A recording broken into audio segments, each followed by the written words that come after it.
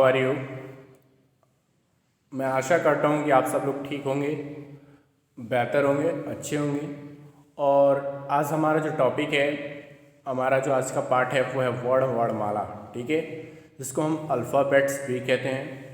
और कल हमने ये हमारा रिवीजन चल रहा है क्योंकि हमने चैप्टर 15 कहानी पठन तक पढ़ लिया, जो कि हमारा 2 कहानी शेर और चूहा और बौने और राजकुमार को हमने अच्छी तरीके से उस पर डिस्कस कर लिया, चर्चा कर लिया।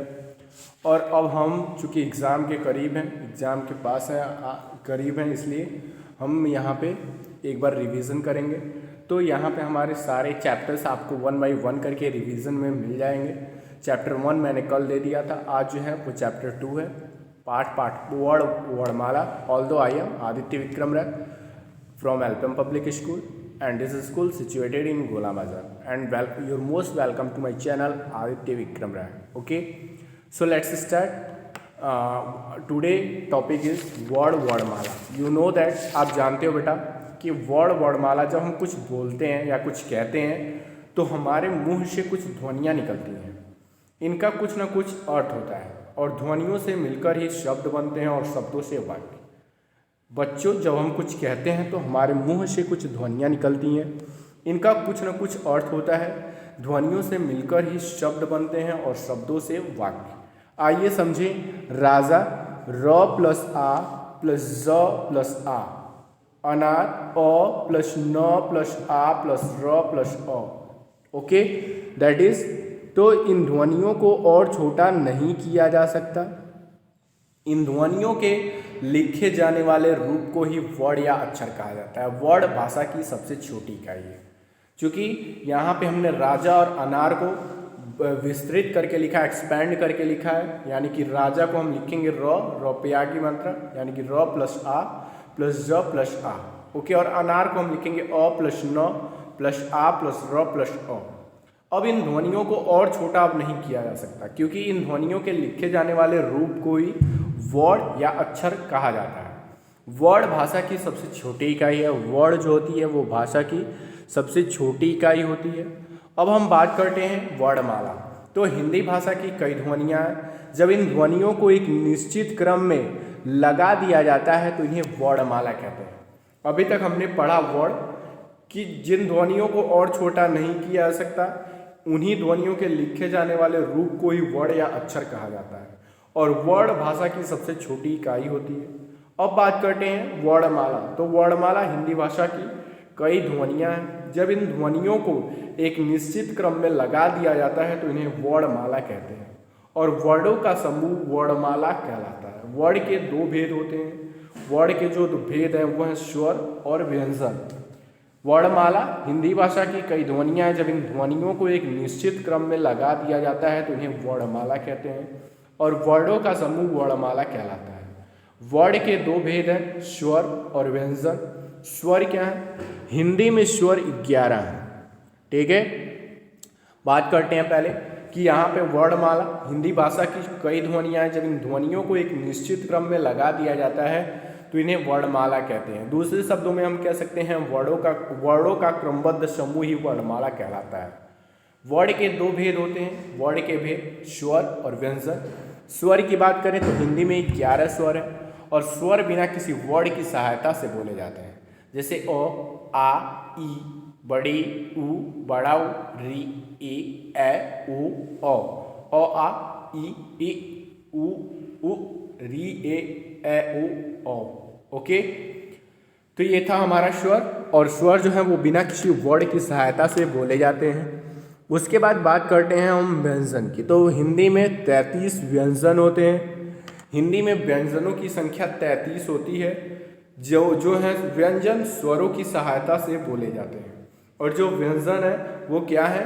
क, ख, ग, घ, अंग, च, छ, ज, झ, इय, ट, ठ, ड, ढ, ळ, त, थ, द, ध, न, प, फ, ब, भ, म, य, र, ल, व, श, स, ह। ओके, और ये था हमारे व्यंजन जो कि 33 व्यंजन है। तो हमने पढ़ा कि वर्णमाला में हिंदी भाषा की कई ध्वनियाँ हैं, जब इन ध्वनियों को एक निश्चित क्रम में लगा दिया जाए तो इन्हें वर्णमाला कहते हैं, या दूसरे शब्दों में हम कह सकते हैं वर्णों के क्रमबद्ध समूह को वर्णमाला कहते हैं।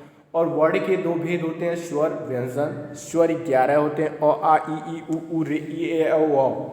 और स्वर बिना किसी वर्ण की सहायता से बोले जाते हैं व्यंजन 33 होते हैं, क ख ग घ ङ च छ य ट ट ण त ध न प म य र स श श ह।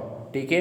और व्यंजन स्वरों की सहायता से बोले जाते हैं। ध्यान दीजिए, इन वर्णों के अलावा हिंदी भाषा के कुछ अन्य वर्ण हैं, अंग, ड़, छ, त्र, ज्ञ, श्र, क्योंकि संयुक्त अक्षर इसलिए हैं क्योंकि छ क और छ से मिलकर बना है, त्र त और र से मिलकर बना है, ज्ञ ग और य से मिलकर बना है, श्र स और र से मिलकर बना है, इसलिए इसे संयुक्त अक्षर कहते हैं।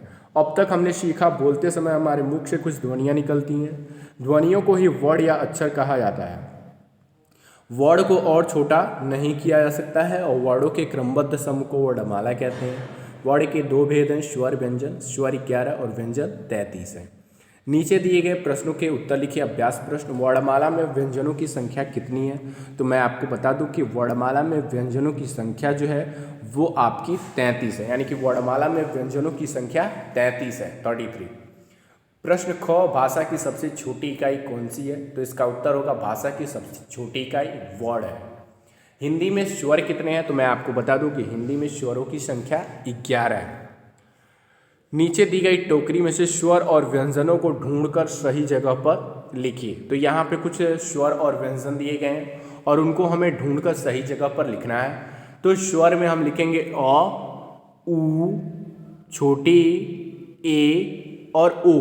ठीक है। और व्यंजन में हम लिखेंगे क, फ, ह, प और ज। ओके, आते हैं अगले क्वेश्चन पे। सही वर्ण चुनकर चित्र का नाम पूरा कीजिए। सही वर्ण चुनकर चित्र का नाम पूरा कीजिए। तो यहाँ फल, फ ल फल, यहाँ ट और इसमें से ब को हम लेंगे तो टब हो जाएगा। ज और न में से न को लेंगे तो ये वन हो जाएगा, व न वन। अगले में ये कलश है, इसमें से हम क को लेंगे तो ये कलश हो जाएगा। इसमें से हम म को लेंगे तो ये महल हो जाएगा। इसमें से हम म को लेंगे तो ये मटर हो जाएगा। ठीक है। अगले प्रश्न की ओर बढ़ते हैं, जो है हमारा अगला प्रश्न है। नीचे कुछ वर्ण दिए गए हैं, उन्हें जोड़कर 6 शब्द बनाइए। तो आपको 6 शब्द बनाने हैं। तो 6 शब्द आप ध्यान से देखिएगा। यहाँ पे जैसे कि सबसे पहला जो शब्द है हमारा नल है। ठीक है। उसके बाद नल बना सकते हैं हम, कल बना सकते हैं, नगर बना सकते हैं। ठीक है। दमकल बना सकते हैं। ठीक है। और उसके बाद शहर बना सकते हैं, नगर बना सकते हैं। ठीक है। बहुत सारे वर्ड्स हम लोग बना सकते हैं। तो यहाँ पे आपको कोई 6 वर्ड लिखना है, नल, कल, जल, हल, शहर, नगर। ठीक है। वर्ड लिखकर सीढ़ियाँ पूरे कीजिए। वर्ड लिखकर सीढ़ियाँ पूरे कीजिए। तो यहाँ पे वर्ड लिखकर सीढ़ियाँ पूरे करना है। तो क, फिर दूसरे वाले में ख, ग, घ, अंग, फिर यहाँ पे च, छ, ज, झ, इय। फिर उसके बाद अगले प्रश्न की तरफ बढ़ते हैं। नीचे दिए गए वर्डों को मिलाकर शब्द बनाइए। तो यहाँ पे हमारा अगला प्रश्न है, प्रश्न नंबर 6। नीचे दिए गए वर्डों को मिलाकर शब्द बनाइए। तो पहला है त प्लस आ प्लस र प्लस आ। तो ये हो जाएगा हमारा तारा। तो पे आ की मात्रा ता, रो पे आ की मात्रा रा, तारा। ख है त प्लस अ प्लस ब प्लस अ प्लस ल प्लस आ। तो ये हो जाएगा हमारा तबला। त ब ल पे आ की मात्रा ला, तबला। ग है न प्लस अ प्लस म प्लस अ प्लस क प्लस अ। तो ये हो जाएगा हमारा नमक, नमक, न म क, नमक। घ है ग प्लस आ प्लस ज प्लस अ प्लस र प्लस अ। तो ये हो जाएगा हमारा गाजर। ग पे आ की मात्रा गा, ज, र। अंग है ट प्लस अ प्लस म प्लस आ प्लस ट प्लस अ प्लस र प्लस अ। तो ये हो जाएगा हमारा टमाटर। ट म पे आ की मात्रा मा, ट, र, टमाटर। ठीक है। पहला है तारा, दूसरा तबला, तीसरा नमक, चौथा गाजर और पांचवा है हमारा टमाटर। अब बात करते हैं बेटा आपके होमवर्क की। तो आपको चैप्टर 2 जो है वो आपको बेहतरीन तरीके से, अच्छे तरीके से रिवाइज करना है। Then you have to revise chapter 2 and you have to complete your fair copy and CW copy up to chapter 15। Thank you. और एंड आप अगले चैप्टर में हम लोग चैप्टर 3 यानी कि कल जो है, यानी कि अगले दिन जब हमारा हिंदी सेकेंड का यानी कि व्याकरण का दिन होगा, तो हम लोग उसमें चैप्टर 3 के बारे में चर्चा करेंगे और चैप्टर 3 है हमारे मात्राएं, शब्द और वाक्य। ठीक है, धन्यवाद।